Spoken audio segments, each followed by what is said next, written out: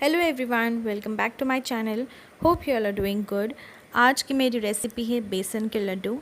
इस लॉकडाउन की वजह से बाहर से मिठाइयाँ लाना और बाहर की मिठाइयाँ खाना आजकल हमारे लिए पॉसिबल नहीं रहा, तो क्यों ना हम घर में ही कोई ऐसी मिठाई बनाएं जिससे हम ज़्यादा दिन तक स्टोर करके रख सकें। तो यहाँ पर मैं ले आई हूँ आपके लिए बेसन के लड्डू। ये मज़ेदार से बेसन के लड्डू, आप इसे एयर टाइट डब्बे में एक महीने तक, फॉर 1 मंथ आप इसे स्टोर कर सकते हो और ये बिल्कुल ख़राब नहीं होंगे। तो चलिए इसकी रेसिपी शुरू करते हैं। बट बिफोर वी स्टार्ट, आप प्लीज़ मेरे चैनल को सब्सक्राइब कीजिए और बेल आइकन को दबाइए फॉर लेटेस्ट अपडेट्स। एंड अगर आपको मेरी रेसिपीज़ अच्छी लगती हो तो प्लीज़ लाइक करना ना भूलें और मेरे चैनल को भी सब्सक्राइब करें। और तो चलिए इस लड्डू की मज़ेदार सी रेसिपी हम स्टार्ट करते हैं। बेसन के लड्डू बनाने के लिए मैंने यहाँ पर 2 बड़े कप बेसन लिया हुआ है और मैंने यहाँ पे 1 कप घी लिया हुआ है, दैट इज़ क्लैरिफाइड बटर। और मैं इसे मेल्ट कर रही हूँ गैस पर।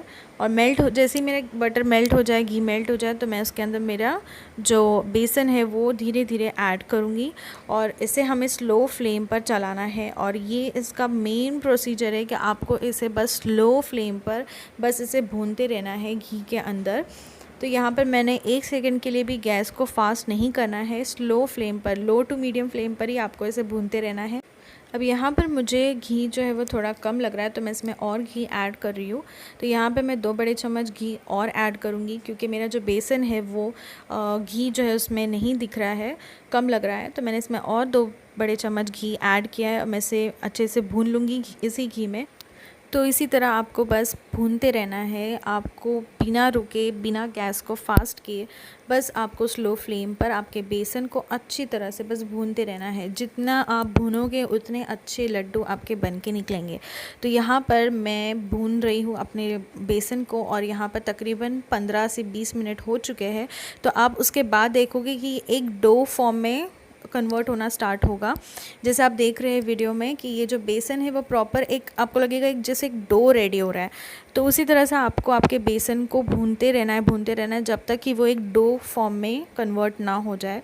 तो यहाँ पर मुझे और अब अपने बेसन को भूनना है थोड़ी देर।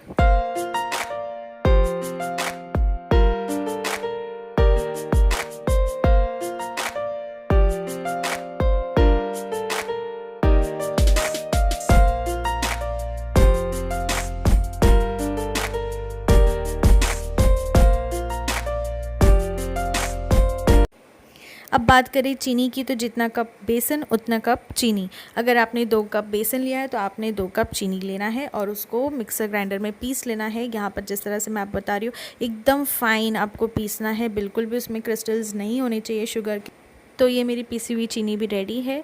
तो आइए चलते देखते हैं बेसन किस तरह कन्वर्ट हो चुका है। तो यहाँ पर पूरे 30 से 35 मिनट हो चुके हैं। मैंने बेसन को एकदम अच्छी तरह से भून कर ले लिया है। तो यहाँ पर आप देखिए कि कितना अच्छी तरह से भून चुका है मेरा बेसन। तो यहाँ पर मैं आपको एक बार फिर से इसे स्टर करके बताती हूँ। तो आपको भी आपका बेसन जो है वो बहुत अच्छी तरह से भून लेना है। तो यहाँ पर 30 मिनट के बाद आप देखोगे कि आपका जो बेसन है वो घी जो है वो रिलीज़ करेगा साइड से। तो तब तक आपको बस इसे भूनते रहना है। मैंने यहाँ पर स्लो फ्लेम पर ही इसे पूरी तरह से भूनना है। और बिल्कुल भी अगर आपने 1 सेकेंड के लिए भी आपने गैस को फास्ट किया तो आपका बेसन समझो जल गया। तो बिल्कुल भी आपको ये रिस्क नहीं लेना है, आपको बस धीमे धीमे स्लोली गैस पर से कुक करना है, भूनते रहना है। तो ये देखिए कितना अच्छी तरह से भून चुका है। तो ये आप टेक्सचर याद रखें, जब भी आप बेसन के लड्डू बनाने जाएं तो आप ये बात याद रखें कि आपको घी जो है वो अच्छी अमाउंट में लेना है और बेसन को अच्छी तरह से भूनते रहना है जब तक आपको इस तरह से आपका बेसन का टेक्सचर ना मिले जिस तरह आप वीडियो में देख रहे हैं। तब तक आपको इसे कंटिन्यूसली स्टर करते रहना है। तो यहाँ पर आप देखिए कि बेसन का जो इतना अच्छी तरह से पेस्ट रेडी हो चुका है। जब ये आप प्रोसीजर पे पहुंच जाए तब आप आपका गैस जो है वो टर्न ऑफ कर सकते हैं। अब मैंने बेसन को 5 मिनट तक ठंडा होने दिया और मैं इसी तरह से चलाती रही ताकि बेसन जो है वो जल्दी ठंडा हो जाए। तो यहाँ पर 5 मिनट तक इसे इसी तरह चलाना है और उसके बाद हमें इसमें चीनी ऐड करनी है। तो लड्डू जो है वो गरम गरम बेसन में ही बन पाएंगे। अगर आपका बेसन पूरी तरह से ठंडा हो गया और फिर आप अगर लड्डू बनाने जाए तो वो उसका शेप नहीं ले पाएगा। इसलिए आपको गरम बेसन में ही शुगर ऐड करना है और उसके बाद आपको लड्डूज़ बनाने के लिए ले लेने हैं। लेकिन यहाँ पर शुगर जैसे ही मैं ऐड करूँगी तो यहाँ पर आप देखोगे कि थोड़े से लम्स हो रहे हैं शुगर के, क्योंकि मेरा जो बेसन है वो थोड़ा सा गर्म है, तो उस वजह से आपके जो शुगर है वो थोड़ा सा उसके अंदर अलग अलग उसके लम्स हो सकते हैं। तो कोई बात नहीं, आप उसे हाथ से भी फोड़ सकते हो, इसमें कोई दिक्कत की बात नहीं है। क्योंकि हमने गरम बेसन में अपनी चीनी ऐड की है तो ये तो होना ही है, जो आपकी शुगर है उसमें इस तरह से गट्टे हो जाएंगे। लेकिन आपको इसे अपने हाथों से जब आप लड्डू बनाएंगे वो टाइम पे आपको इसे फोड़ना है।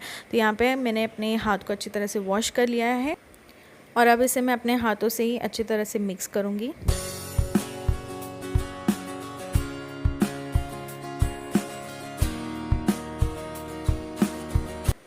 अब इसी तरह से आपने लड्डू बनाने से पहले ये जो आपके शक्कर के गट्टे हो रखे हैं उसे आपने फोड़ना है और अच्छी तरह से मिक्स कर लेना है।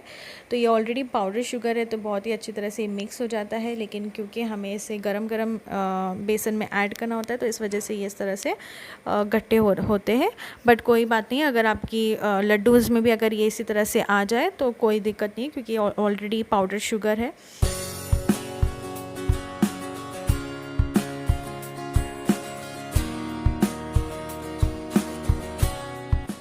तो यहाँ पर मैं आपको वीडियो में बता रही हूँ कि किस तरह से अगर आपका गरम गरम लड्डू है तो आपको उसे बाइंड करने में कितनी आसानी होगी। तो यहाँ पर ये जो लड्डू है मेरा एकदम गरम मिक्सचर है, तो उसी से मैंने इसे लड्डू बनाने के लिए ले लिया है।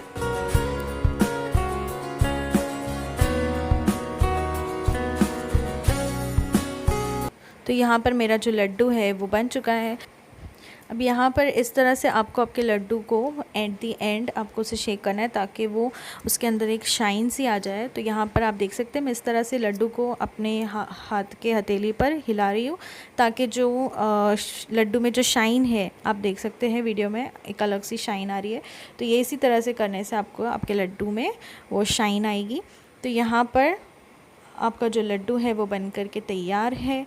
तो इसी तरह से मैं बाकी के सारे लड्डूज़ बना लूँगी।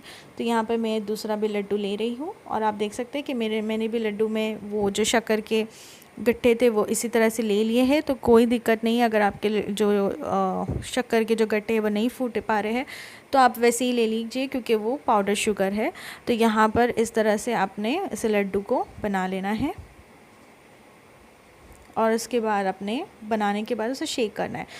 तो इसके अंदर ये जो शाइन आ रही है लड्डू के अंदर, एक चमक आ रही है, तो ये इसी तरह से आपके लड्डू में आएगी। तो ये जो लड्डू है वो बन के तैयार है। तो यहाँ पर मैं मेरे सारे लड्डूज़ भी बना लूँगी और उसके बाद मैं आपको बताती हूँ कि किस तरह से दिखेंगे आपके लड्डू।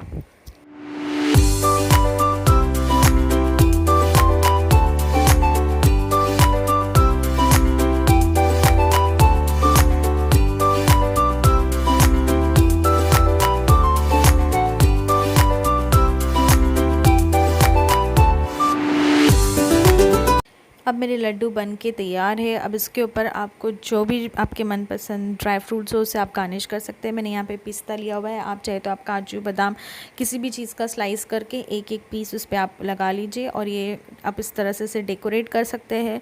तो ये लड्डू जो है वो बन के तैयार है आपके घर में। आप इसे स्टोर कीजिए एयर टाइट डब्बे में और आप इसे 1 महीना 2 महीना आराम से इंजॉय कर सकते हैं। बिल्कुल भी आपको टेंशन लेने की ज़रूरत नहीं है कि ये ख़राब हो गया या कुछ, इसे बस आप बाहर रखना है, फ्रिज में नहीं रखना है और ये एयर टाइट डब्बे में मस्त रहेंगे 1 महीने तक।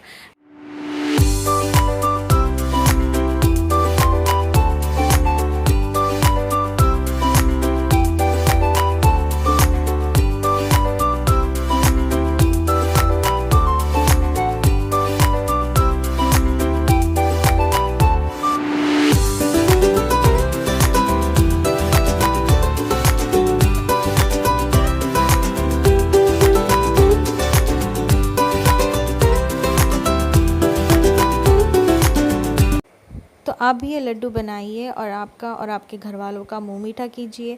और अगर आपको बाहर मिठाइयाँ नहीं मिल रही है तो आप इस तरह से घर में बनाकर एंजॉय कीजिए और लड्डू शड्डू खाइए और मस्त रहिए।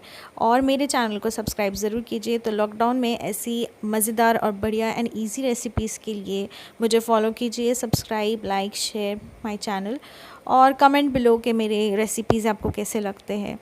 Till then, be safe, take care, and keep watching my channel.